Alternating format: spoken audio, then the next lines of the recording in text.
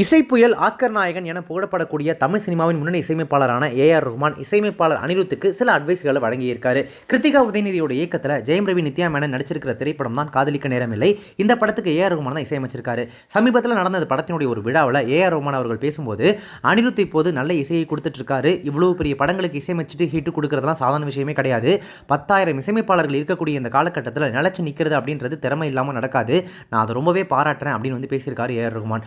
மேலும் பெரிய விஷயங்களை செஞ்சுட்டு தலைவன் தான், தொண்டன் தான் அப்படின்னு சொல்லி மேடையில் ஏறி என்னை பற்றி பேசும்போது சொன்னார். அதுக்கெல்லாம் ஒரு பணிவு வேணும். உங்களுக்கு இன்னும் அதிக வெற்றிகள் குவிய கடவுள் உங்களை ஆசீர்வதிக்கட்டும் அப்படின்னு சொல்லியிருக்காரு.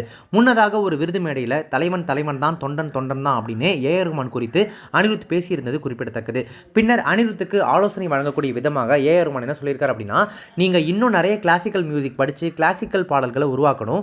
ராகங்கள், கர்நாடக சங்கீதத்தில் பாடல்கள் உருவாகும் போது தான் அது நீண்ட காலம் நிலைச்சிருக்கும். இளம் தலைமுறையினர் அதை செய்யும் போது தான் இளம் தலைமுறையினரை போயிட்டு அடையும்.